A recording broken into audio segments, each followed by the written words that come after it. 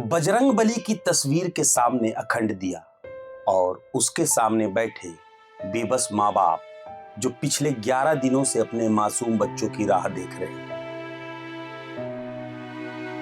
हर तरफ निराशा है, मायूसी है, मगर फिर भी उम्मीद है कि ऊपर वाला सब ठीक करेगा। अचानक कहीं से कुछ अच्छी खबर आएगी, मगर बुरा वक्त है कि कटता ही नहीं। सवाल अब भी वही है, कहां है अंश, कहां है अंशिका? आखिर कहां गायब हो गए हैं अंश और अंशिका? 11 दिनों से पुलिस क्या कर रही है?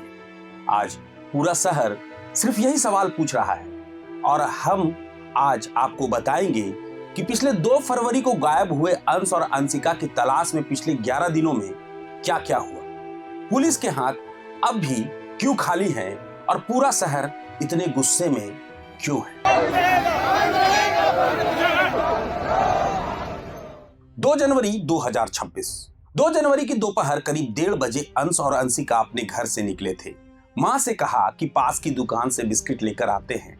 दुकान की दूरी महज 200 मीटर थी, एक ऐसा रास्ता जिसे ये बच्चे कई बार अकेले तय कर चुके हैं। मां घर में काम करने लगी और सोचा कि कुछ ही मिनटों में बच्चे लौट आएंगे, लेकिन 1 घंटा बीत गया, फिर दूसरा और फिर तीसरा, बच्चे नहीं लौटे।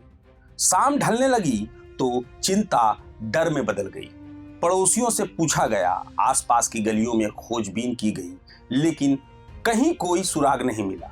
आखिरकार शाम 6 बजे परिवार धुरवा थाना पहुंचा, इस उम्मीद में कि पुलिस तुरंत तलाश शुरू करेगी और बच्चे सुरक्षित मिल जाएंगे।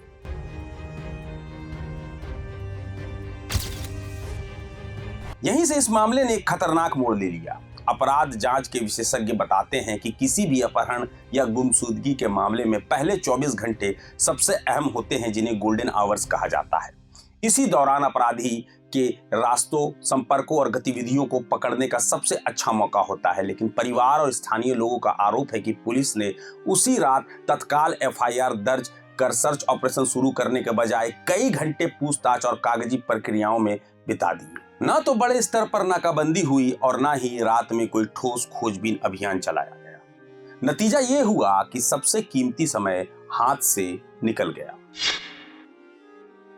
अगले दिन 3 जनवरी को जाकर औपचारिक रूप से गुमशुदगी की FIR दर्ज की गई।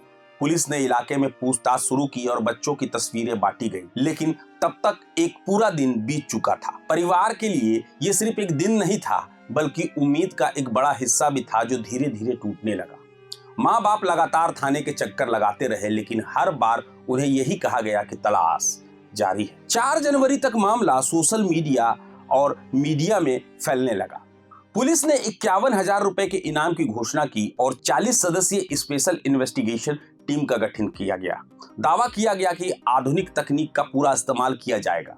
धुरवा और आसपास के इलाकों में घर घर जाकर पूछताछ हुई, दुकानों और सड़कों के CCTV कैमरों की फुटेज निकाली गई और संदिग्ध लोगों से सवाल किए गए, लेकिन कोई भी ऐसा सुराग हाथ नहीं लगा जिससे जांच किसी ठोस दिशा में बढ़ सके। 5वें दिन पुलिस ने बताया कि 2000 से अधिक CCTV कैमरों की फुटेज खंगाली जा चुकी है और करीब 5000 मोबाइल नंबरों की कॉल डिटेल और लोकेशन ट्रेस की जा रही है।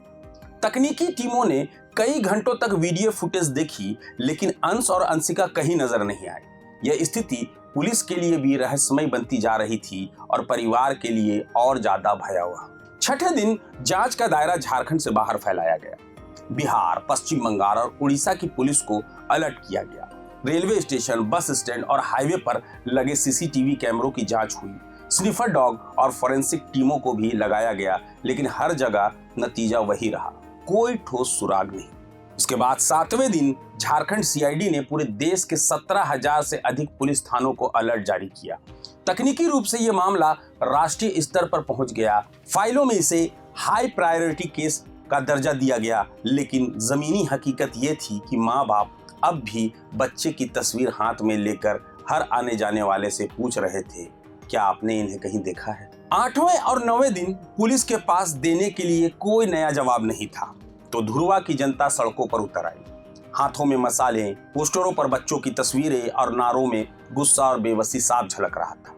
अंश अंशिका बचाओ संघर्ष समिति बनाई गई और चेतावनी दी गई कि अगर जल्दी नतीजा नहीं आया तो आंदोलन और तेज कर दिया जाएगा। यह सिर्फ 2 बच्चों का मामला नहीं रहा, बल्कि पूरे इलाके का सवाल बन गया। 10 जनवरी को धुरुआ पूरी तरह बंद रहा। दुकानें नहीं खुली, बाजार सुनसान रहे और सड़कों पर जाम लग गया। कई जगह टायर जलाए गए। राजनीतिक दलों के नेता मौके पर पहुंचे और प्रशासन पर सवाल उठाए गए कि राजधानी के 20 से 2 बच्चे गायब हो जाते हैं और 10 दिन बीत जाने के बाद भी पुलिस के पास दिखाने के लिए कुछ नहीं, तो आम नागरिक किस पर भरोसा करे। 11वें दिन केंद्रीय महिला एवं बाल विकास मंत्री रांची पहुंची और पीड़ित परिवार से मुलाकात की। उन्होंने जांच में तेजी लाने का आश्वासन दिया और इनाम की राशि बढ़ाकर 2 लाख रुपए कर दी गई। साथ ही सभी राज्यों के कानूनी सेवा प्राधिकरणों को भी सतर्क किया गया। सरकार के स्तर पर मामला गंभीर माना गया, लेकिन बच्चों का पता अब भी नहीं चल सका। 12वें दिन पुलिस ने जांच को एक नई दिशा दी और चाइल्ड ट्रैफिकिंग के एंगल पर काम शुरू किया। पिछले कई वर्षों से बाल तस्करी से जुड़े मामलों की फाइलें खोली गई, संभावित नेटवर्क और पुराने अपराधियों की जानकारी जुटाई गई। यह भी संभावना सबसे ज्यादा डराने वाली थी, क्योंकि अगर बच्चे किसी संगठित गिरोह के हाथ लग चुके हों तो उन्हें सुरक्षित वापस लाना कहीं ज्यादा मुश्किल हो जाता है। आज 13 जनवरी है, 11 दिन बीत चुके हैं, करीब 265 घंटे और लगभग 16,000 मिनट। इतने बड़े ऑपरेशन, इतनी टीमें और इतने दावे के बावजूद अंश और अंशिका का कोई पता नहीं चला। इसी नाराजगी और आक्रोश के बीच आज भारतीय जनता पार्टी के कार्यकर्ताओं ने रांची में एसपी ऑफिस का घेराव किया।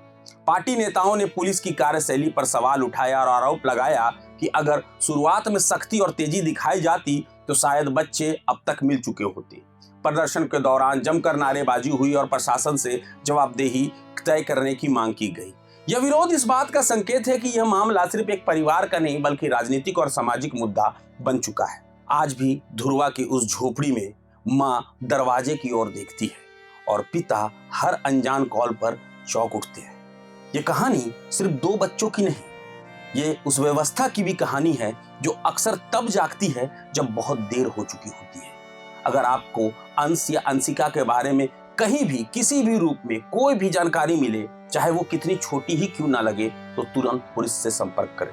2 लाख रुपए का इनाम रखा गया है, लेकिन उससे भी कहीं ज्यादा कीमती है 2 मासूमों की जिंदगी जो अभी भी अपने घर लौटने का इंतजार कर रहे हैं। इस खास पेशकश में फिलहाल इतना ही। मैं अभिषेक आनंद, मुझे दीजिए इजाजत, मगर जुड़े रहें प्रभात खबर के डिजिटल प्लेटफॉर्म के साथ। प्रभातखबर.com, विश्वास वही, रफ्तार नहीं।